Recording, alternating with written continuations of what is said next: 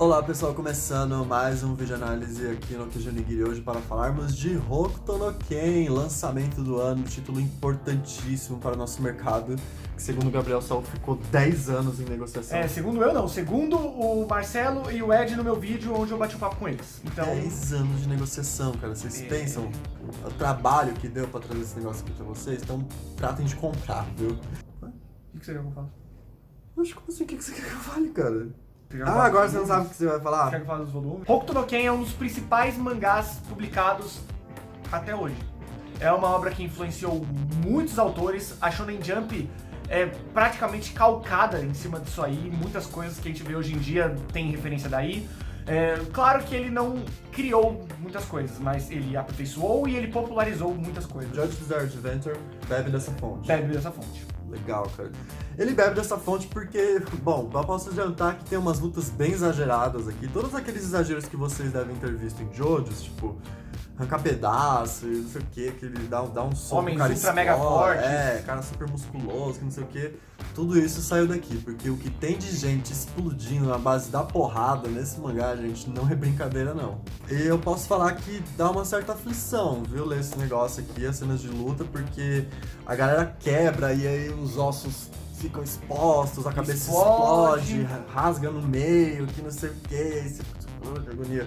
Tem uma cena aqui que a mão do cara estoura numa porrada, ele vai defender um soco. Adoro essa cena. E aí aparecem todos os ossos aqui da mão dele, assim, saindo. Né? Super Kung Fu, aqui o negócio é luta no Kung Fu, artes marciais, eu domino, sei lá, os pontos meridianos. Tem a parte que ele usa no Chaco. Ele usa num Chaco, né? Super Jet Li, a coisa ali. E eu acho muito interessante que os personagens, eles não fazem aquelas lutas, tipo, trocentos socos e velocidade, desvia. Não, tipo, é um negócio que eles dominam os sentidos deles, dominam a física do corpo, a massa do corpo humano. Então, tipo, eles conseguem dar, tipo, um soquinho ali e fazer todos os órgãos do cara explodir de dentro pra fora. Sim, porque a ideia é que existem certos pontos no corpo humano que você acertando tal lugar faz tal coisa. Sim. Então o Kenshiro ele acerta tais pontos e acaba causando a explosão de alguns personagens. Por exemplo, tem a frase famosa do Omae wa mou Shindeiru Nani. Por quê? Porque ele simplesmente acerta um ponto no cara e aí tem um certo tem um certo tempo, né, de tipo pro cara explodir de verdade. Então o cara vai atacar ele e ele fala: Ué, O que aconteceu? Ele explode. É muito interessante como as lutas se encerram aqui nesse mangá. A ambientação da história é super interessante, é uma pegada bem Mad Max ali. Foi lançado na mesma época, então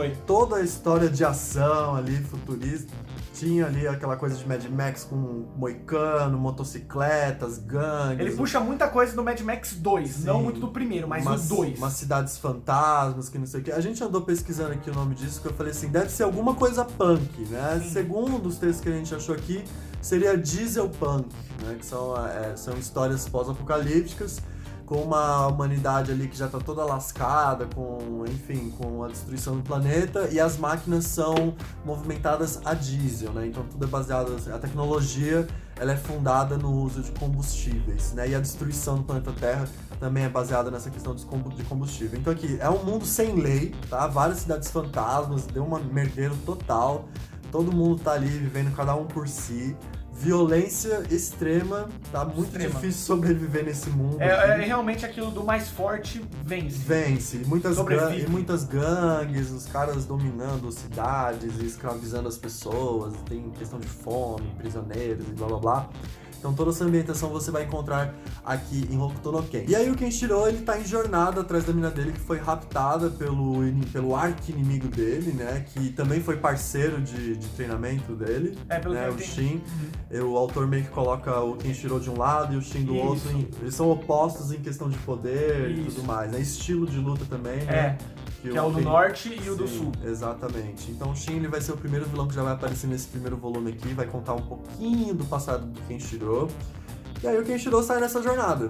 Esse volume mostra bastante o que é Hokuto no Ken, mas ele não mostra o que a história tem pra contar direito. Porque o personagem mais conhecido da série, além do Kenshiro, é obviamente o Raul. E o Raul, ele só aparece mais pra frente e ele é o antagonista do mangá. E é um dos antagonistas mais ferrados da cultura japonesa.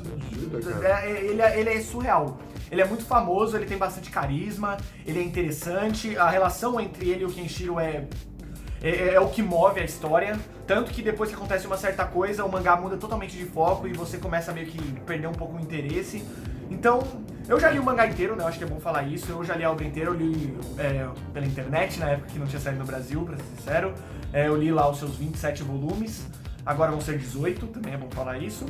E é um mangá que, por mais que ele seja da época dele, ele tem bastante coisas que parecem muito atuais. Ele tem uma narrativa muito boa, velho. É porque as características dele são utilizadas até hoje, né? Então, eu acho que é uma leitura importante pra quem se diz leitor de mangá. Exatamente, pra quem, como eu, que pesquisa que nem um louco, é necessário, é uma coisa que você precisa ter. É uma referência boa, porque tipo, fez história, foi importante, ele ditou o rumo de muitos mangás. Sim, muito que a gente conhece de porradinha hoje em dia veio daí. Veio daqui, então é uma referência importante pra vocês conhecerem, viu, gente? Eu vou continuar a minha leitura porque eu achei interessante. Nesse primeiro volume deu pra sentir bem o feeling da coisa. Eu gostei bastante dos absurdos das lutas. Bom, eu já gosto dos absurdos de Jojo. E o Kenshiro, ele é um gatinho, cara. Cadê? Eu olhei umas cenas aqui e eu falei, nossa, crushzinho do ano, hein? É o que eu falei pra você, aí no começo ele tem um certo design. Durante o mangá ele vai mudando. Ele vai aperfeiçoando. Geralmente Shonen Jump é assim, né? O autor vai aprendendo, vai se acostumando a desenhar um personagem. Eu gosto do design do personagem mais pra frente, quando o Hara estabiliza. Aí ele parece que ainda tá aprendendo. Ó, crushzinho, hein? Diz aí, olha essa sobrancelha grossa. Bonitinho, hein? Mas enfim, gente, vamos pra nossa mesa de análise de qualidade pra gente falar da edição física. Vamos começar então a nossa análise pela capa. Gente, deixa eu adiantar pra vocês, é o seguinte, este exemplar aqui, ele foi destruído pelo Zé, que gosta muito de subir nas caixas e ficar, sei lá, arranhando papelão, e aí ele ficou arranhando, até chegar neste exemplar aqui. Então já adianto pra vocês que ele tem um furo aqui. Ele tem esse furo que chegou na primeira página.